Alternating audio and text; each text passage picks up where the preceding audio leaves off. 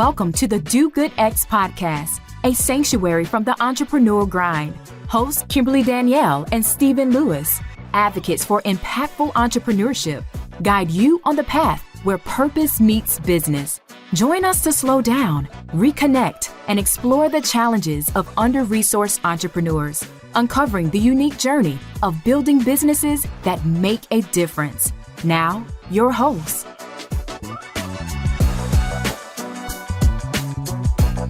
Welcome to the Do Good X podcast. My name is Stephen Lewis, and I am a catalyst for positive change in communities and businesses. And for over 2 decades, I have inspired leaders and entrepreneurs to live and work on purpose. And I'm joined here today with my colleague and fellow co-host, Kimberly. Hey, Kimberly, it's good to see you.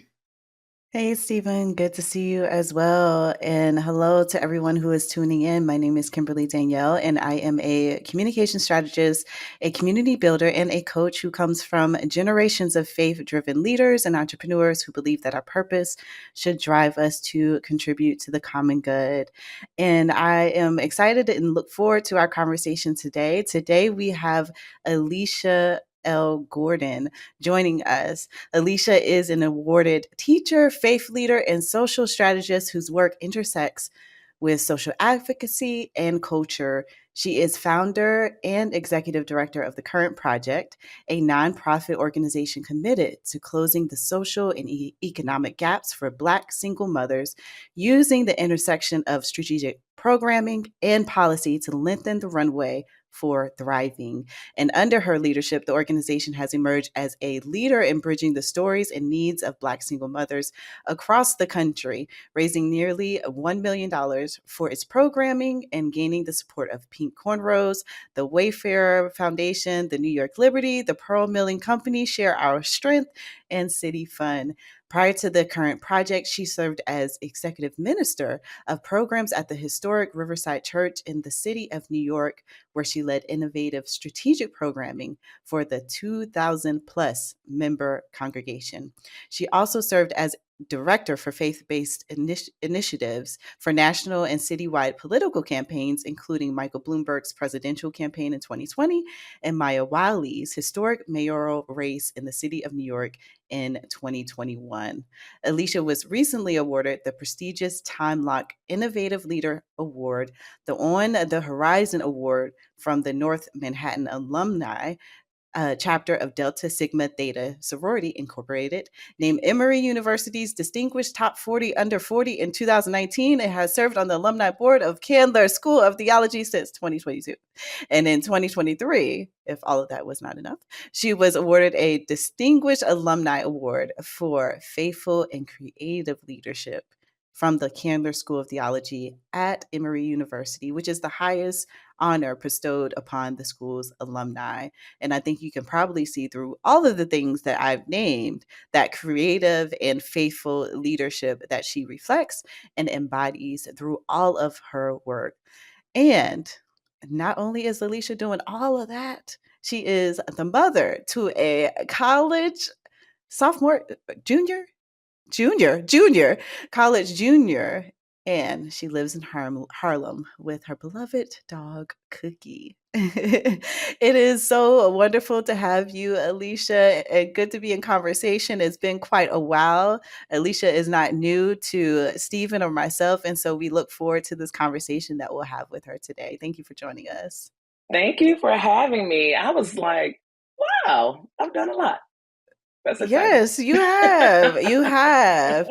Now, The Current Project, as I said this in your bio, but to be more specific, you have had significant recognition being featured in outlets like Political, Essence, and in conversation with leaders like Lamont Hill, Dr. Lamont Hill, and Roland Martin. And as I mentioned, you've also raised nearly $1 million to support Black single mothers and their families. I want to hear what inspired The Current Project and what has sustained your passion for this mission. Yeah, that's a really good question. So, like most of us, so much of our work is out of our lived experience. And as you read in my bio, I'm the mom to a college junior, and I'm a single parent. And I learned that I was pregnant with Ashley when I was a senior at Spelman in 2004. And learning that I was pregnant with her really changed the trajectory of my life. I was thinking about going to graduate school to become a journalist, and making the decision to bring her into this world just changed the trajectory of my life. But that also meant that I was going through all of the things that you can imagine that single Black mothers often go through, being relying on social safety net, managing and navigating relationships with her father, thinking about like how I could increase my earning potential by moving jobs and becoming an educator and going to graduate school and doing all of these things to try to close the kind of social and economic gap for ourselves.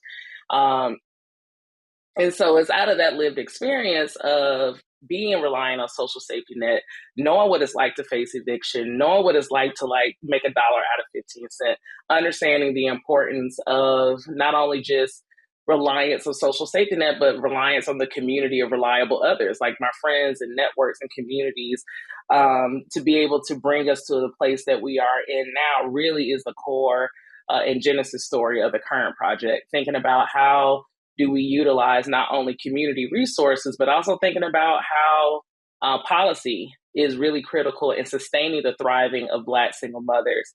And so the current project is really about birthed out of my own lived experience and thinking about what were the things that were necessary for my own economic and social thriving, what kind of barriers that I often face when we're talking about trying to access things like social safety nets. What did it mean that they wanted me to come to the welfare office at 2:00 on the afternoon on a Tuesday, but they also expected me to go to work, right? So these kind of policy things that we often, that not just Black single mothers, but I think, people writ large are when they are trying to close these gaps for themselves within the policy norms that we have across the country, we often find that there are these barriers that make it extremely difficult for folks to pull themselves up through these programs. And so that base also combined with programming that is really sensitive to the needs of Black single mothers around economic mobility is really the crux of why we do what we do. And the sustainability of the work has been really rooted. It's been rooted in my own journey, right? Like I started this organization in 2020 in the middle of a pandemic. This was after the first presidential campaign I was on. And I think a lot of people were in this place of like trying to pivot and figure out like, what do we do in the middle of this global pandemic? And the sustainability of it has been very much rooted not only in how I was able to work through my own story through the current project, but also this people who were really committed to and were able to see the vision of our work very early on. There were people who were just like, we've never seen anything like this before, and we want to know how can we get connected and continue to, help build it. And so, that's really the core of what, how the current project was being able to be birthed and how it sustained itself in its very early years, and how we've been able to raise money and really shift the narrative, which I think is really important around this particular demographic.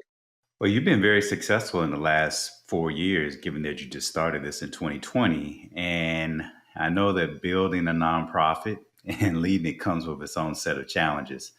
So what has been the most significant obstacle that you faced leading the current project, and how did you overcome it? Which one would I pick? How much time do we have? I think the most significant, it's a twofold answer, I think. The most significant challenge that's like primary has been working against public narrative. There's been such a deeply rooted stereotype about Black single mothers, what Black single mothers are deserving of, what they have capacity for, where their dreams are. And when you are trying to convince Black folk, brown folk, white folk, rich folk, philanthropists, corporations, that investing in this particular demographic is a worthwhile investment, you really have to help people reimagine the embedded stereotypes that they often realize they don't have about Black single mothers. And so I think the biggest challenge has been the narrative change work. We've been successful in being able to fundraise money. We've been successful with being able to extract and the stories of Black single mothers that we work with to really bring those voices to the center. But the challenge has been is helping the world at a larger scale. When we talk about through media, we talk about through philanthropic efforts to help people understand and distill down and recognize the kind of stereotypes that are embedded in the ways in which not only do they understand the stories and narratives of Black single mothers, but also the ways in which they decide, if at all, to give money to programs that are focused on this particular demographic. I think part B of the challenge has been just my own lived experience of, running this organization and the kind of life challenges I've had, good and bad. Like my daughter, I became an empty nester. She went off to college in 2022, and it's just been me and her for the last almost 2 decades. And so that was a shift in not only myself, but the way that I, did my work. It's one thing to have a child at home and talking to other mothers who are also having children at home, but it's another one when that bird leaves the nest. And so that was one thing. And then just some life shifts. I lost my mother and my brother during the last 18, and my grandmother the last 18 months or so. So that's really shifted the way in which I am leading this work and my attentiveness to the work. And also recognizing that that's such a key part of Black women leaders, right? That we're often leading really important work, but under the guise of grief, under the guise of stress, under the guise of like so many kind of life changes that we are often navigating while we're trying to help other people get to the place of their own thriving. So, but we're doing it. You are. You have, I think in nonprofits, when you think about entrepreneurs who pursue a nonprofit route, the business model is different. How do you generate resources is different. And it's just really impressive the ways in which you have been able to garner the kind of financial support in order to kind of continue this work, which is important and necessary. So, yeah, thank you for that. And to get that support in the midst of complex grief and all of the other things that you get to manage in your life. And there are a lot of entrepreneurs, and to what you're saying, Black women and brown women who are juggling all of these things, and given all of the demands, are sometimes facing burnout, questioning their way forward, not just in their personal lives, but also with their business. And I'm curious if all of these things that you are holding have brought up questions around your way forward with your business. And if so, how are you navigating this? Oh, that's such a meaningful question. This is no exaggeration. Probably in the last 3 months, I've seen Black and brown women leaders who are either doing for-profit work, they're running some kind of business, or nonprofit work, have decided I've been keeping a list. I have in my notebook, 6 different women that I follow on Instagram that I either know personally or just through their online presence have decided to close down their business or just decided to sunset their nonprofit. And 75% of them, I would probably say 5 out of the 6 of them are running successful organizations or corporations. They are not quitting or closing because business is down or they're not raising money. They literally are saying to themselves and to the world that I don't have the capacity to do this work in the way in which I'm doing it now. Simple as that. And there's almost something that's happening, I think, in the atmosphere and the universe where you're seeing these leaders who are making really difficult and bittersweet choices about work that they've committed their lives to the last 10 years to say that what is happening in my life, whether it's around grief or loss, whether it's around health challenges, whether it's around my children are in a different phase of life and I need to give more attention to them, or if it's simply, I really don't want to do it anymore, right? Which is, I think, is a powerful proclamation to make to yourself and to the world to say that my identity, my desires, my capacity has changed. And actually, there's just a lack of desire to do it in the ways in which I've been doing it for so long. And so And I think I find myself in that same bucket of discernment, right? Losing, 3 family members in quick succession, the kind of capacity building that is required to maintain and sustain a nonprofit, and also the kind of life capacity that has been necessary to raise a child and get them off to college, and like all the kind of like social, spiritual, emotional pivots that are required to do that in a effective and successful way takes a toll on entrepreneurs. It takes a toll on leaders.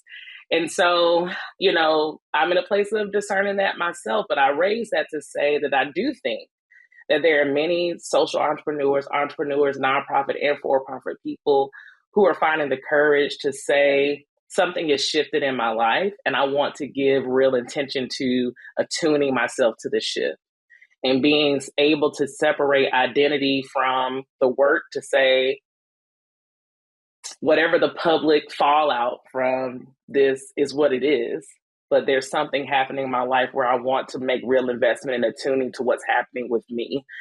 And I just, it's not lost to me that 6 women that I know in the last 3 months have made these announcements on Instagram, and I would imagine that they won't be the last. And so what is it that we really need to attend to and be mindful of and kind of see the writing on the wall about how we're running our organizations, even when they are successful and even when they are doing well? Because it's one thing to end something that's not doing well.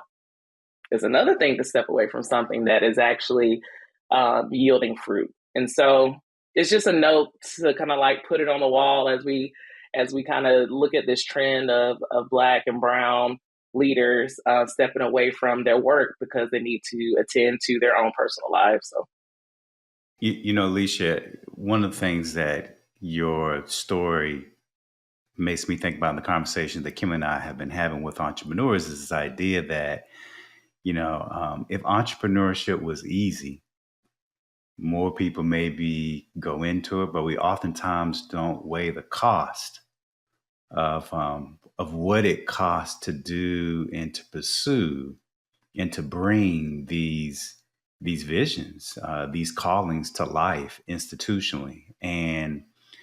But what I also hear you saying implicit in your story is that we also don't weigh the cost of the other things outside of the business that we have to navigate or will have to navigate in our lives.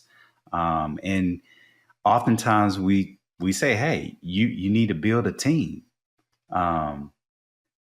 Your team of advisors, a team that can help you carry the business forward. And even when we do that, we still have things that are going on in our lives that we have to think about who's part of that personal team. And so, this is very helpful as I think about these ideas, and particularly what single parents, particularly Black women and brown women, have to carry, and also in addition to how they carry their work forward. So what I'm curious about is, how do you decide when it's time to shut your business down? And why shut it down versus sell it off or bequeath it to someone else or hire someone else to take it? Talk to us a little bit about that. Child, listen, you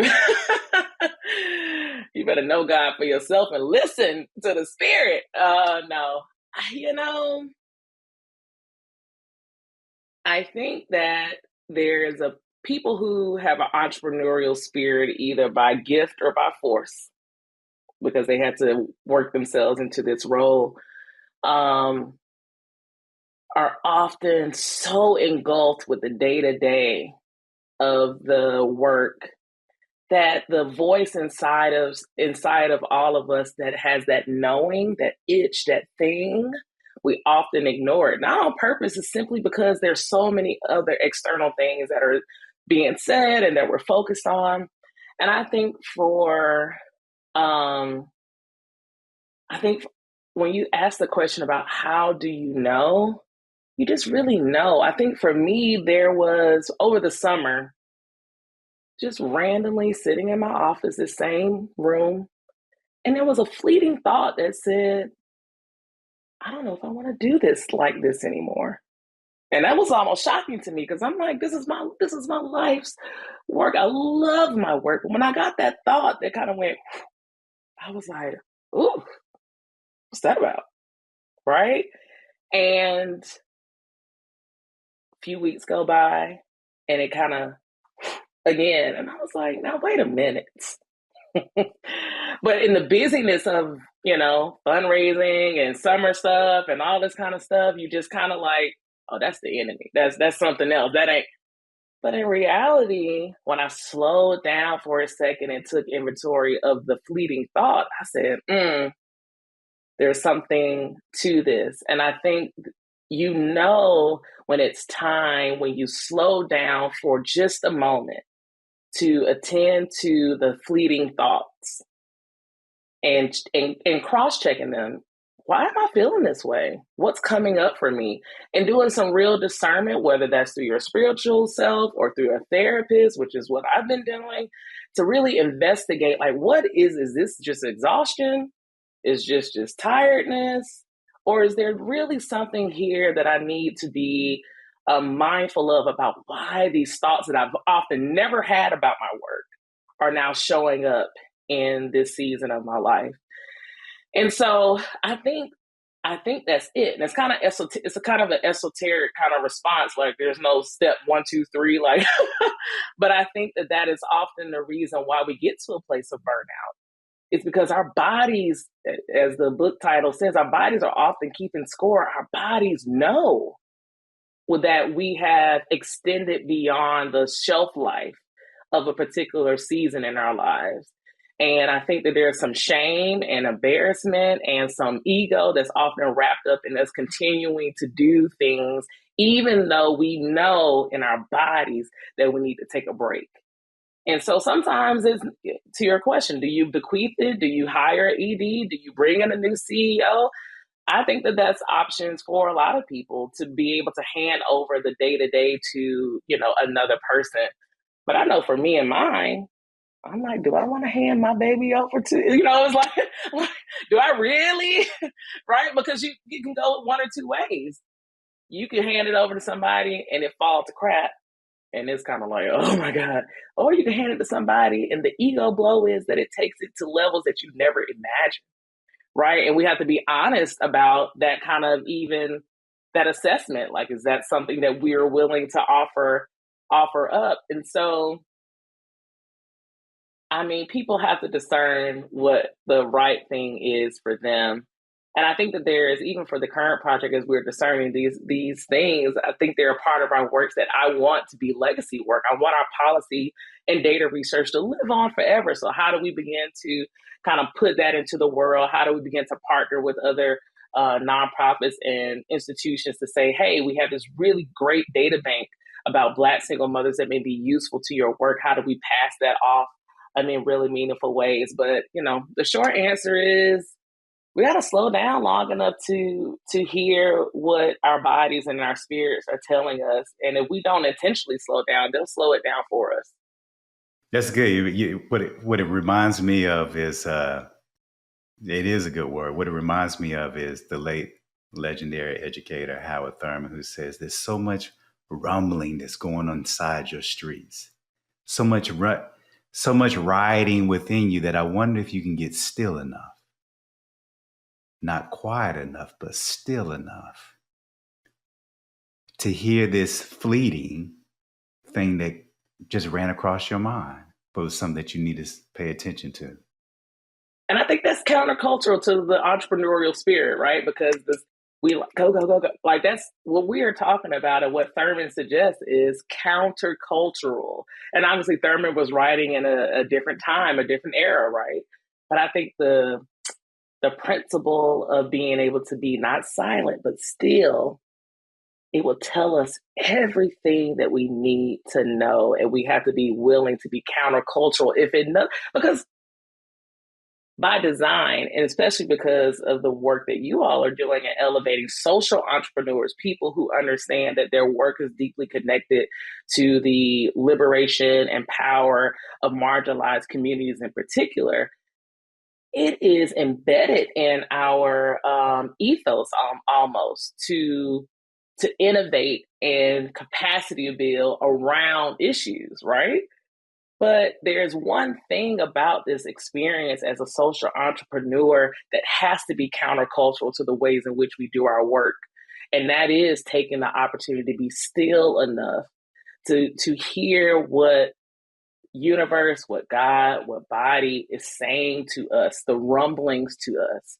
Because our inability to do that actually can sometimes taint the divine work that we are called to do, because we're doing it out of a place of whatever the field of adjective is. So that's my thought on that. Like I'm preaching to myself. I'm preaching to myself. Yeah, this is such an important conversation, and one that we haven't had on this podcast so far, in really taking that moment and discerning the way forward with your business, given all of the things that you named and what Stephen has named as well. We're going to shift a little and talk about some resources here that can support other underrepresented entrepreneurs as they're building their businesses or as they're discerning what's next.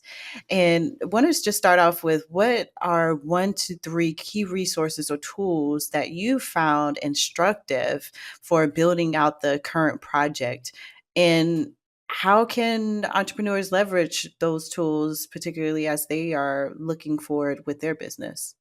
Yeah, the first thought, and obviously I'm coming from a nonprofit framework, but I think this is true for for-profit organizations as well, is that my board of advisors has been critical in our ability to not only move the work forward, but really to develop me as a leader. And I think that's probably true on the corporate side. You have, whatever corporate frameworks are around leaders, CFOs and CEOs and all those things. But the first resource is really this board of advisors that I have that have been critical in shaping me as a leader, have been critical in helping us move the work along in a really strategic manner, helping me stay focused on mission. My board chair often says, Alisha, you're getting mission adrift. Like, stay here. come back, daughter. You can't save the world. Just focus on your work. So that's been a really important thing, and intentional about curating who those people are. I think in the early stages of building a business or a nonprofit, we want to tap into friends and sorority and fraternity people, and we want to gather the people who we are most in closest proximity to. But I think there's a real power in slowing down and taking some real inventory and thinking about where are the gaps in your business. And how do people like an advisor or board member fill those gaps for the organization in really meaningful ways to help alleviate some of the pressures that happen and come with entrepreneurship. The other thing, resource, kind of on theme here, there's a book by Seth Godin called The Dip. Very quick short little book.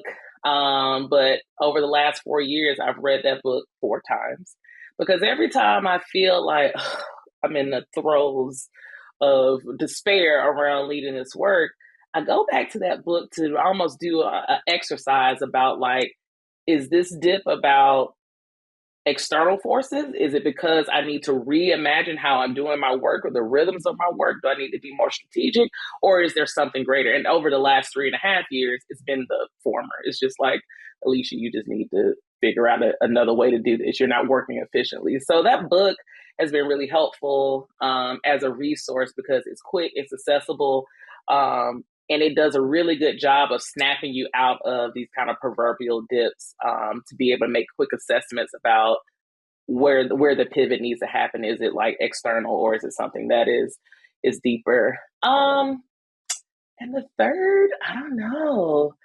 I think the third resource really is, I'm gonna tell you what it is. The third resource has been friendship. Let me tell you, the good group chats, the conversations over brunch. I live in Harlem, and we love a good brunch on a Sunday at the church. The coffee dates with like-minded individuals who are running their own business or even working in corporate, but they are leading teams. Like those moments of intimacy has been so essential in sustaining and maintaining this work over the last 4 years. Because what we do as social entrepreneurs is unique and often isolating and lonely work. And it can be, especially in the post-pandemic world, if you can call it that. I work from home all the time. A lot of us are working from home, and before you know it, you could be in the house 3 days straight and ain't seen nobody but you and your dog, right? And so having these regular check-ins with friends, with colleagues, being really intentional about curating that time, whether it's over coffee or meeting up for a conversation, has been a critical resource that I think we often don't name as a resource, but having these kind of conversations and friend groups has been essential to not only my sanity, but the ways in which I've been able to do this work in really meaningful ways. So the third resource is friends, honey. friends, community. Yeah. Well, access to funding is often a barrier for underrepresented entrepreneurs, particularly women of color, and especially for Black women. And so I'm curious, what strategies have worked for you in raising funds for the current project? And what advice would you give to others who are looking to secure financial support, as particularly for those of us who understand that funding never is without any strings attached? Ciao. So we've done a really good job at being able to secure corporate and foundation funding. Probably about 70 or 75% of our funding comes from corporate and foundations. And I will tell you, the primary way we've been able to capture those funds is through relationships. People that I've met over the years, people I've met through Emory, through Spelman, through, FTE, like through all of these organizations. When I started the current project and it became like a public knowledge, literally people were just like, yo, I see what you're doing. This is really exciting. Let me know, because that's always the line. Let me know what I can do to help. And I'm like, I can tell you what you can do. Confine and collect a check. And so relationships have been really critical and essential to us being able to develop those relationships. The part B of that has been my board. Again, your board of advisors, your working board, the part of their primary job is to be able to connect the organizations with people who have access to funding. And so we've done a really good job of them identifying where the resources are, them pitch hitting it to me, I'm doing the pitch, and really working it that way. The other part has been around, so about 25% of our funding is from individual donors, which really honestly are more meaningful to me than the corporate dollars, because these are individual everyday people who are making investment in our work out of their own pots of resources. And our success around that has really been tied to great storytelling. I think because so many of the individual donors know me personally and they know my story, there's a deep connection there. But what we've been really intentional about doing is like bringing the stories of other Black single mothers into the center and letting them tell the story and letting them reframe the narrative and them making the case for why investment into our work is really important. And so the connection between the individual strategy, donor strategy, has really been connected to stories. And I think social entrepreneurs, we do this work because we know the stories. We've seen the stories. It is our lived experience, or it's the lived experience of the communities in which we live. And so I think a strategy there is really thinking about, like, how do you elevate these stories and tie the stories to some kind of financial outcome? So we may say that a $50 gift pays for 1 hour of economic training. We could say $1,000 gift. We use that money to purchase books for our online cohort. People really want to be able to see and make a connection to say, like, my $50, my $1,000, my $5,000, this is what it is going to, and here's the story behind that gift. And I think that is I think it's a lost art form, because we live in a social media world where telling stories is like a part of the of the thing, but I think that there's at least on our end, there was almost a guerrilla style, very authentic rock. It's just me and my iPhone child. I'm like, girl, tell me what's going on. There's we're not overthinking it in the sense of production. We're just like, let's just capture the source. Let's just put it out there. I'm gonna put a little thing on it from Canva and we'll see what happens, right? And I think there's a level of authenticity in that strategy that people really appreciate. And has really helped us cultivate our individual donor strategies. So those are the two things, relationships and narrative storytelling that really feels authentic, and being able to help people quantify what the dollars are doing for a particular community is really important. There's so much value in what you're sharing. And I also want to add to, not just the relationships, community, storytelling that's related to impact, but also the piece you named about you just pulling out your iPhone and capturing these stories. And it's really just getting the story and the story told well from the people who are experiencing these pain points and challenges themselves. And I say this in particular because I think there are a lot of entrepreneurs who feel like whatever they put out publicly needs to be well polished. They need to invest a lot of money into it or production. And it really kind of hinders their ability to tell the story because they're delaying it, or it has to be told in a particular way, other than just really focusing on the art form of storytelling, which is the center of human connectedness. And so I love that you shared that in that way. And you're just simplifying it for your purpose. And also because you have a limited capacity as far as a team. And there are a lot of people listening in who have limited capacity because of the team. So I encourage you all, you listeners, to definitely take note of what Alisha is sharing. And I also have one more question related to resources. So you talked a little bit about how the current project's work really is focused on the intersection of strategic programming and policy in order to create an impact. So for founders who want their businesses to influence policy, because it takes a specific type of business to do that, and they want to influence policy around a specific issue, what steps or strategies would you recommend for them to pay attention to or lean into as they are building their businesses?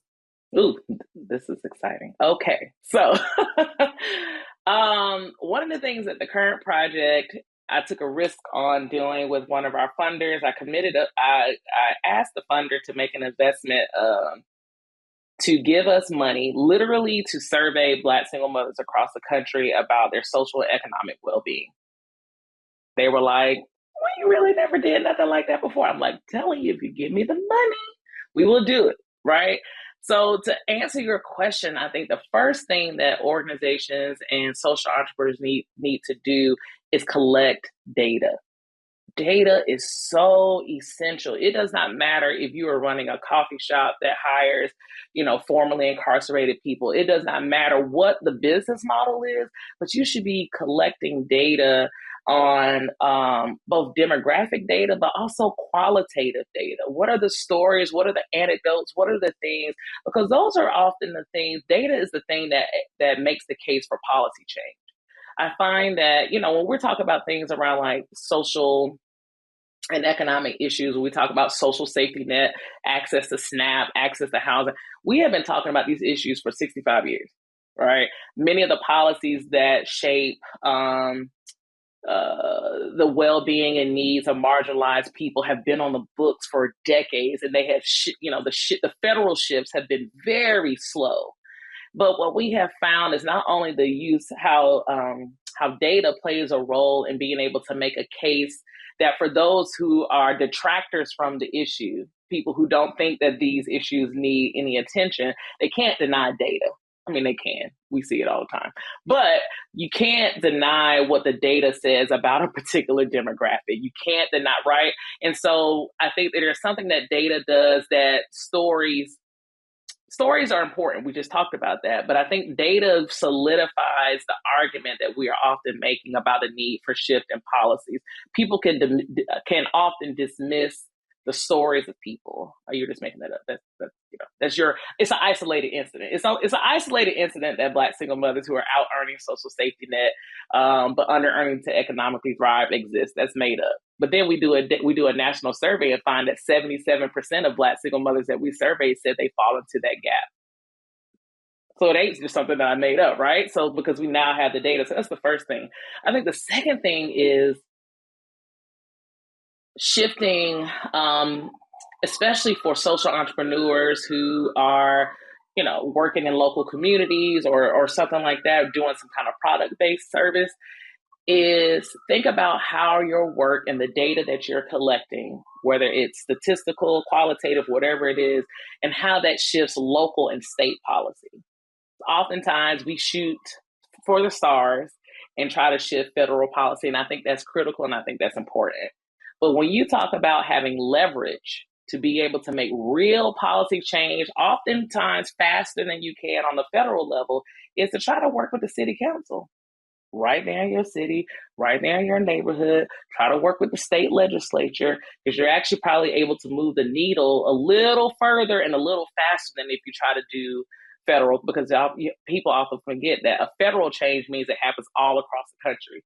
Honey, we'll be here forever. But if you can just work on the local level, we found that shifts on the policies and conversations on the local level are actually more effective and reach the people that we're serving much faster than when we try to push it for the federal level. So for example, maybe in New York State, I think to qualify for something like SNAP, a family of four can't make more than like $26,000 a year in New York. Hello. Right. And so we recognize that many families, in order to qualify for these types of policy things or access, have to be at or below the poverty line. And it's just not the lived experience of people who live in this state, right? So the policy conversation is not necessarily how do we get the federal poverty line to change, because that's a huge lift. But it is to say, New York State, how do you begin to expand the income band to ensure that families because you all are determining the state income band of how people qualify for these things, how do you expand it to ensure that more families have access to these things? And that feels like a different lift than trying to push for a change on the federal level. So those are my two offerings, collecting data and thinking about how your data influences local and state policy first. Those are good points, particularly as you think about how you put data and storytelling together. You're looking at the quantitative and the qualitative dimensions of how you talk about impact. And so I think those things are really important. And then how do you use that story, that data-driven storytelling, to actually cast a vision of possibilities of what could be, so that the state and local municipalities can actually kind of raise the bar in terms of thinking about possibilities versus actually thinking about what only they can do in their particular setting. So we're going to shift. And what I want to say is that for those who are listening, if you want to take your business to the next level and need support for the journey, visit dogoodx.org to join our community and access resources, tools, and advice from fellows and entrepreneurs and change makers. And if you want to help us spread the word, leave us a rating or review on our podcast and share this episode with an entrepreneur who could use some inspiration. And now we're going to move to our next segment called Off the Cuff. We have a series of questions that have not been shared with Alisha that we will ask at a fast pace and ask for your first impression that comes off the cuff. So here we want the first thing that comes to mind, Alisha, and it's an uncensored response. Are you ready? Mm-hmm. What is the best advice that you received on your entrepreneurial journey? Take a nap in the middle of the day if you need one. Okay. I was going to go to the next question, but you know what? Right? Those naps are. Take a nap. They can be magic. Yes. They can be magical. I just was not expecting that. I know, but it's true. All right. What is one of your go-to practices or rituals to slow down, center, and connect with yourself other than a nap? Yeah, music is the way that I do that. I turn on some bossa nova or some jazz or something that doesn't have words, and I just try to lose myself in what's happened musically. That's often the way I try to ground myself. What is the greatest lesson that you've learned so far on your entrepreneurial journey? The greatest lesson I've learned is that the sustainability of the work is deeply connected to our understanding of our own stories and experiences. It's that's the thing that keeps us connected and going. Yeah. How much of your success do you attribute to your faith versus your own grit, will, or hustle? Child, listen, first giving honor to God who's ahead of my life. Huh? Listen, it's all faith, it's all God. I would never take any credit for what God has done in my life. And I also recognize that the experiences that I have had, that God has like shepherded me through, the grit, the will, the resilience, has been the parts of the journey that have kept me going when I felt like I couldn't hear or see God. When I felt like I couldn't hear or see God, I said, well, Lord, let me just tap into some grit and some resilience because I know you told me to do it. And I don't hear you right now. So I'm going to keep on keeping on until you come on back and say something else. And so I would give it a equal 100 each on each side. So complete this sentence. Because of my entrepreneurial endeavor, communities will be or are more able to. Communities will be able to see the infinite possibilities that are possible for their own lives and the lives of their families. Well, Alisha, we'll have to leave it there. I want to thank you for such a wonderful conversation and a look into your own story and your entrepreneurial journey. You're such a gift to the community and for millions of people who will listen to this episode and for the Black women that you are working on behalf of. Thank you. Thank you. Thank you so much for having me. Yeah, thank you for saying yes to this. Thank you for the work that you're doing. Thank you for the transparent conversation, the real life stuff that is happening for entrepreneurs that may not be named, but it is happening, especially from a Black woman and your lived experience. So thank you for also just sharing with us today, sharing your wisdom, sharing your valuable insights and your story. We appreciate you. Of course. Of course. It was my pleasure.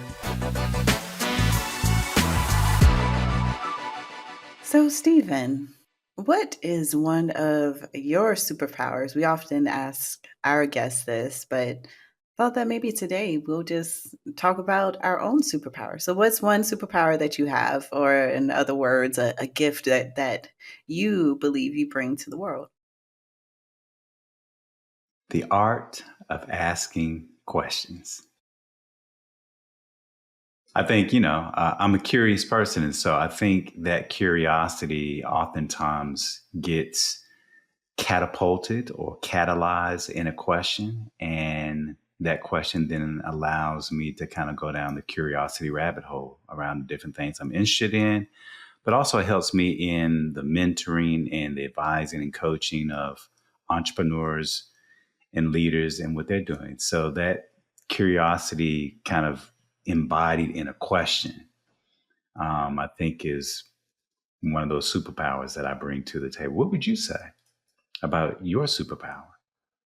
Well, first, I want to say Yes. that I have been one of those people, listeners, that Stephen has asked these types of questions to, and the question, I appreciate that gift in you because oftentimes it leads to deeper insight or reflection that brings more clarity. Sometimes it brings more complexity Or to anxiety. or anxiety. Yeah. But they're helpful. They're all helpful to the discerning journey of life in one way, shape, or form. So I appreciate that gift that you hold. I would say for myself, one of the gifts that I possess that has also been affirmed in me is that I have the ability to be the calm in the midst of the storm. And this is something that I do professionally and I do personally. And so when there seems to be a lot of chaos that is happening, I tend to go into those spaces and bring peace, organization, and really help to bring folks into a level of centering and focus. And so that's happened in a lot of my professional work over the past year, going into because something else I do is consult with organizations, going into these organizations where things are very chaotic and really helping them to take a moment of pause and kind of recenter and have a better strategy forward. Or even in my personal life, in with family and friends, when there are situations and challenges going on.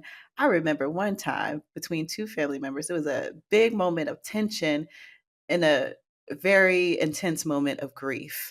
And I literally sat myself in between both of them. And immediately they looked at me and they quieted down. And they were able to have a real conversation that actually resulted in something, a solution.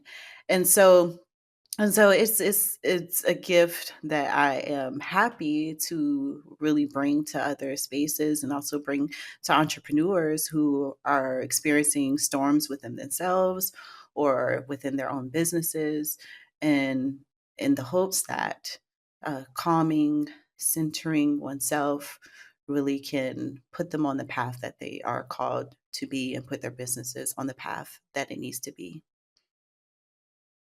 That's good, Kimberly. I would say that I have witnessed you embodying peace. Be still. Everything will be all right. And then you have this thunder, gregarious laughter that I think reassures people that, yeah, everything will be all right. Sometimes we just have to laugh our way through our anxiety or even our storms. So yeah, I can attest to that in the work that you've done with organizations and people within the organization that we have partnered in and worked in. Thank you. I appreciate that. Well, I hope all of you tuning in, listening in, you think about your own superpowers. That's right. What is the gift, or what are the gifts? Because you probably have more than one. What are the gifts that you bring to your business, to your community, to your family, uh, to the broader world, that you can really help others, or bring something to different spaces that isn't already there, and it can also help to move your business forward. So reflect on those gifts, lean into those gifts, and don't keep those gifts just for yourself. That is right. That's We good. hope that you join us again next time, and until then, be well and do good. Thank you for listening to the Do Good X podcast. To continue the conversation or access our resources, visit www.dogoodx.org. Join us again for conversations that will nourish your soul, ignite your dreams, and empower you to build an impactful business, one intentional step at a time. Until then, keep striving, thriving, and doing good.